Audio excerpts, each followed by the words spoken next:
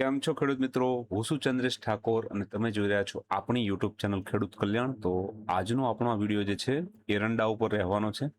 ઘણા બધા ખેડૂત મિત્રોની કમેન્ટ હતી કે ફક્ત ને ફક્ત સાહેબ તમે જીરા વિશે ચર્ચા કરો છો, જીરા વિશે વાત કરો છો.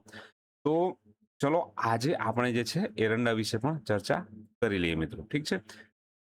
તો જેવી રીતે આપણે જાણીએ છીએ આવનારા સમયમાં સપ્ટેમ્બર ઓક્ટોબર મહિનાની અંદર વાવણીના ડેટા આવશે એરંડાના. તો એ તમામ પરિસ્થિતિઓને અત્યારે આપણે પ્રી એનાલાઇઝ કરવાનો પ્રયત્ન કરીએ અને એરંડાના ભાવની અંદર એની શું ઇમ્પેક્ટ આવી શકે છે એને આપણે થોડું જે છે એના વિશે ચર્ચા કરવાનો પ્રયત્ન કરીએ મિત્રો. ઠીક છે. તો જો તમે આ યુટ્યુબ ચેનલ પર નવા છો મિત્રો, તો આપણી યુટ્યુબ ચેનલને સબસ્ક્રાઇબ કરો, આપણા વિડીયોને લાઇક કરો અને તમારા મિત્રો સાથે આ વિડીયોને જે છે શેર કરો, જેથી કરી તેમને પણ આજે છે એક સુદૃઢ અને વ્યવસ્થિત એનાલિસિસ એમને મળી શકે. ઠીક છે. તો એરંડાની બજારનો આઉટલુક, ફંડામેન્ટલ એનાલિસિસ અને ટેકનિકલ વિશ્લેષણ.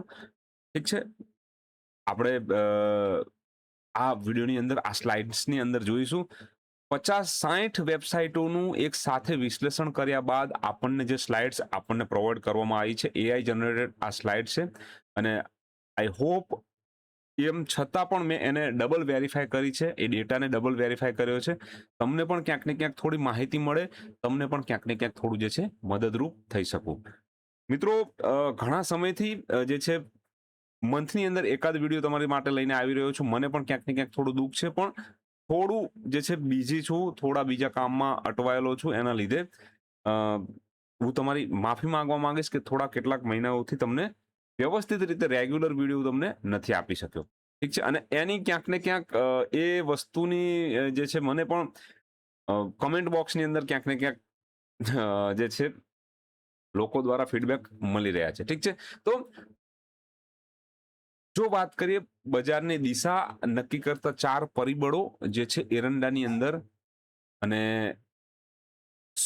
જે પહેલો જ મુદ્દો છે ટેકનિકલ એનાલિસિસ, જેને સૌથી વધુ મહત્વ આલું છું. ઠીક છે. અને સૌથી વધુ એને હું વેલ્યુ આપું છું, કારણ કે ટેકનિકલ એનાલિસિસની અંદર ભાવ જે છે એ ભગવાન આપણા માટે સાબિત થતો જોવા મળે છે. હમણાં થોડા સમયથી બજાર જે છે એરંડાનું રેન્જ બાઉન્ડ છે. રેન્જ બાઉન્ડની અંદર થોડું રેન્જ બાઉન્ડની સાથે સહેજ બુલિશ સાઈડમાં તેજી તરફ આપણને ઝુકાવ દેખાડતું એરંડાનું બજાર આપણને જોવા મળ્યું છે. Point number 1. ઠીક છે. તો પોઈન્ટ નંબર 2 જે છે વાવણી અને હવામાન. આવનારા સમયની અંદર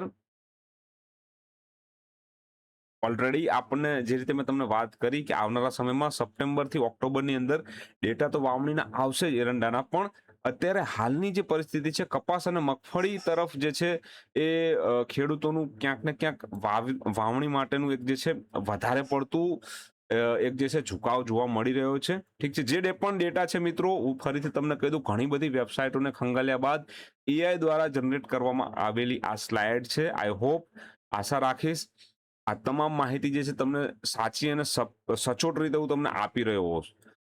ઠીક છે. તો કપાસ અને મગફળી તરફ જે છે ખેડૂતનો ઝુકાવ આ વર્ષે વધારે છે.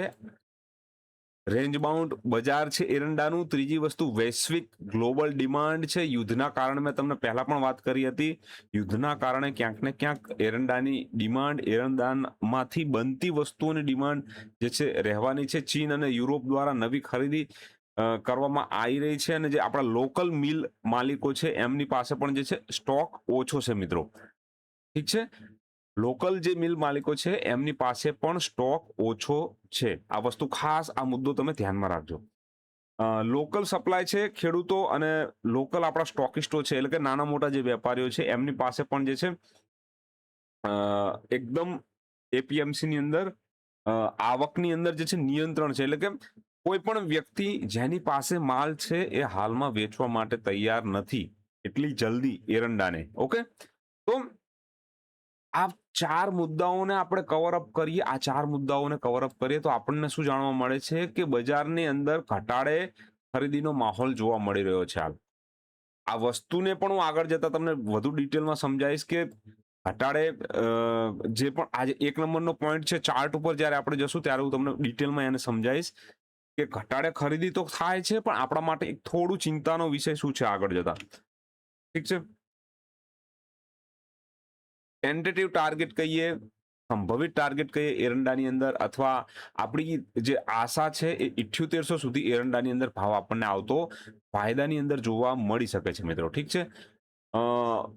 મેઇન જે રેઝિસ્ટન્સ છે, અવરોધ છે, ભાવને જ્યારે ઉપર જશે ત્યારે 7350 થી લઈને 7500 ની આસપાસની સપાટી છે, એને ક્રોસ કરવાની અંદર ખૂબ જે છે એ મુશ્કેલી પડવાની છે ભાવને. વોલ્યુમ સાથે જો આ સપાટીને બ્રેક કર્યું અથવા આની ઉપર જો સપાટીને બ્રેક કરીને ભાવ સસ્ટેન થયો તો પછી ક્યાંક ને ક્યાંક વેવ કાઉન્ટ છે, ઇમ્પલ્સિવ આપણે જબરજસ્તી પણ કાઉન્ટ કરવાનો પ્રયત્ન કરવો પડશે. ઠીક છે. હાલની અંદર જે છે મજબૂત સપોર્ટ 7000 થી લઈ 6950 ની આસપાસનો આપણને મજબૂત સપોર્ટ જોવા મળી રહ્યો છે. ઓરિજિનલ ભાવ વાયદાની અંદર આપણને 7100 થી લઈને 7200 ની આસપાસ જોવા મળી રહ્યા છે મિત્રો. ઠીક છે. આ વસ્તુનું પણ આપણે ધ્યાન રાખીશું. તો એનસીડીએક્સ અને વાયદા બજારની અંદર જે અત્યારે ભાવ છે એ આ સ્લાઇડની અંદર મેં તમને સમજાયા. ઓકે. હવે નેક્સ્ટ મુદ્દો છે સપ્લાય પર દબાણ અને વાવણી અને હવામાનની સીધી અસર. જો એગ્રી કોમોડિટી વસ્તુ છે હું ઘણા સમયથી ફોલો કરી રહ્યો છું અને મારું માનવું છે કે શેર બજારની અંદર તમે જો કામ કરતા હોય તો તમને એક કે બે પરિબળ ફંડામેન્ટલ અથવા ટેકનિકલ એનાલિસિસ પર તમે કામ કરો એટલે તમે આરામથી વસ્તુઓને સમજી શકો છો. પણ એગ્રી કોમોડિટીની અંદર એવું નથી. એની અંદર તમામ નાનામાં નાનું પાસું એની અંદર જે છે અસર કરતું હોય છે, જેમ કે વાવણી, હવામાન, ફોરેન એક્સપોર્ટની શું અસર છે, ફોરેન એક્સપોર્ટ ઉપર ગવર્મેન્ટનું કેવું વિચારણા છે. ઠીક છે. તો આ નાની નાની વસ્તુ પણ ભાવ ઉપર અસર કરતી જોવા મળે છે. તો પાકની અંદર પરિવર્તન, આ વર્ષની અંદર જે મેં પહેલા તમને વાત કરી, ખેડૂતો કપાસ અને મગફળી જેવા પાકોને વધુ મહત્વ આલે છે. મગફળીની અંદર પણ ભાવ ક્યાંક ને ક્યાંક 7000 ની ઉપર ટકી રહ્યા છે અને ઘણા સમયથી ટકી રહ્યા છે. આ વસ્તુ સાબિત કરે છે કે મગફળીની અંદર આવનારા સમયમાં એક નવી ઇમ્પલ્સિવ વેવ અને નવા સારા ઊંચા ભાવ આપણને જોવા મળશે. ઠીક છે. એની સાથે સાથે કપાસની અંદર ગવર્મેન્ટે જે એનાઉન્સમેન્ટ કર્યું છે, કપાસની અંદર જે પોલિસી ગવર્મેન્ટ નવી લઈને આવી છે અને કપાસનું ઉત્પાદન વધારવા માટે ખેડૂતોને જે પ્રોત્સાહિત કરવામાં આવી રહ્યા છે, તો એ વસ્તુઓને પણ આપણે ધ્યાનમાં રાખીશું. તો એના લીધે પણ ક્યાંક ને ક્યાંક કપાસની ઉપર ખેડૂતોનું જે ભાર જે છે વધશે. ઠીક છે. ખેડૂતો કપાસને ઉગાવવા માટે એના માટે પણ થોડા ક્યાંક ને ક્યાંક વધારે પડતા આગળ આવશે મિત્રો. તો એના લીધે શું થશે, એરંડાના વાવેતરની અંદર ઘટાડો થશે અને પરિણામે બજારની અંદર સપ્લાય ઘટવાના કારણે ભાવ વધશે. ઓકે.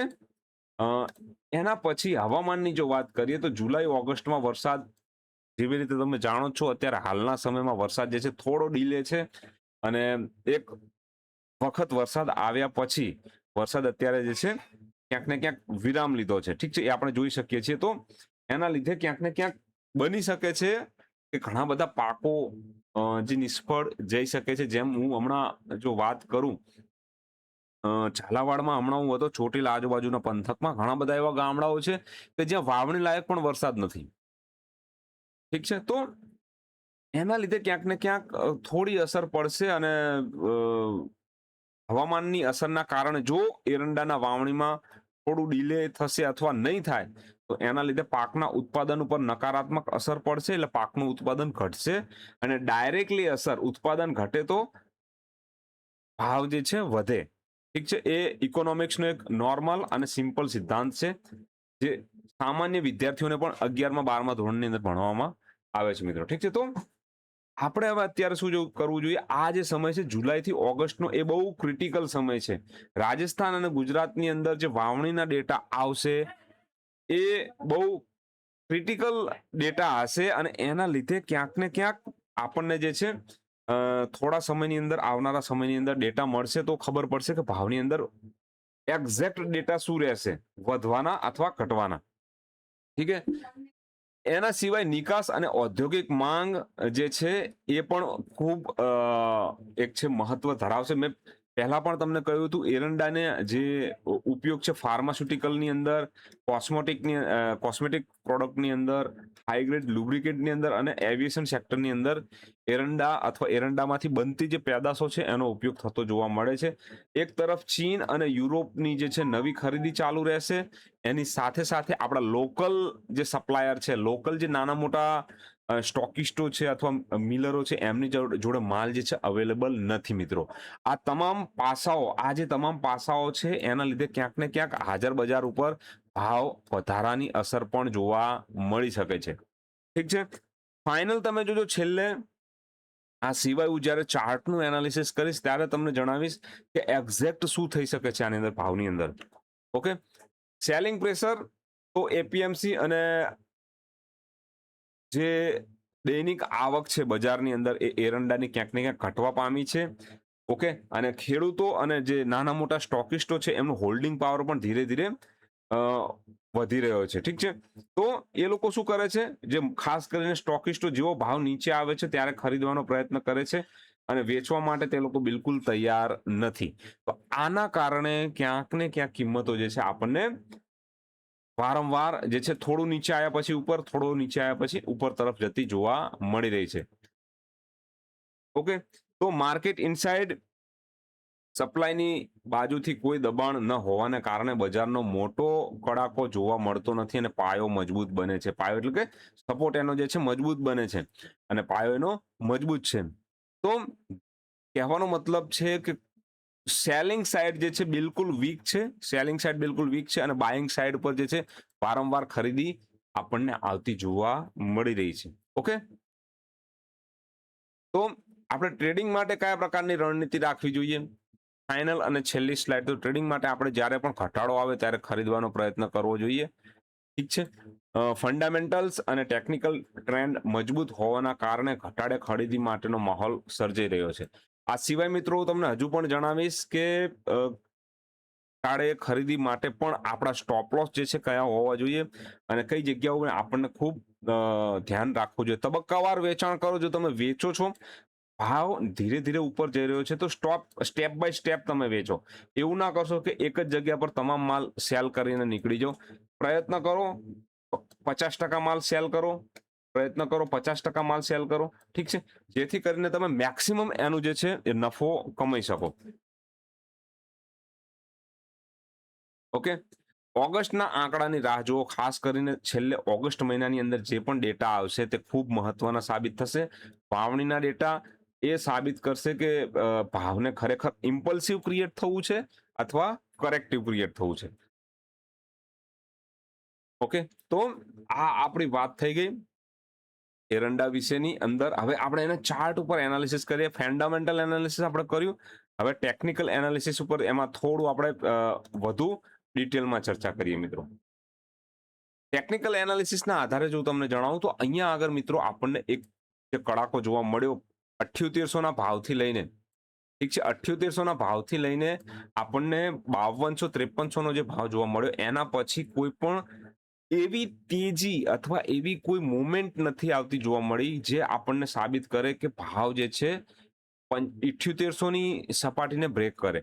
ઠીક છે, તો એનો મતલબ ક્લિયર છે મિત્રો. ફરી કહું, ફંડામેન્ટલ એનાલિસિસ ભલે આપણને કહી રહ્યું હોય કે અહીંયાથી તેજીનો માહોલ છે, પણ મારી દ્રષ્ટિએ ટેકનિકલ એનાલિસિસની દ્રષ્ટિએ એ વેવ, બી વેવ અહીંયા ગમે ત્યાં કમ્પ્લીટ થઈ ફરી પાછી સી વેવ માટે નીચે આવી શકે છે. ઠીક છે, પહેલી વસ્તુ. બીજી વસ્તુ, કાં તો ટ્રાયેંગલ પેટર્ન કોઈ ડેવલપ કરે. ટ્રાયેંગલ પેટર્નની અંદર મેં તમને પહેલા પણ જણાવ્યું છે A wave, B wave, C wave, D wave અને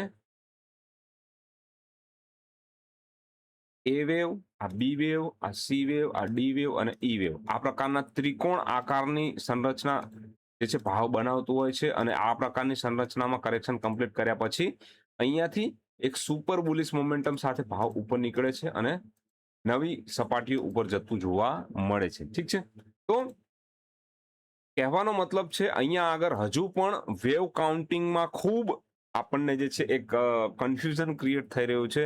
વેવ કાઉન્ટિંગની અંદર આપણને ક્લિયરલી હજુ પણ એક ડાઉટફુલી વેવ કાઉન્ટિંગ આપણને જોવા મળી રહ્યું છે. કાં તો આની અંદર જે છે એ વેવ અહીંયાથી આ B wave, C wave, D wave જે ટાઈમ કન્ઝ્યુમિંગ હશે આવનારા સમયની અંદર ઘણો બધો જો આ પ્રકારની સ્ટ્રક્ચર બનશે તો સમય લઈ લેશે એરંડાની અંદર. પણ કદાચ અહીંયાથી આપણે એવું માનીએ કે આ કરેક્શન જો છે અહીંયાથી આ ખતમ થઈ ગઈ છે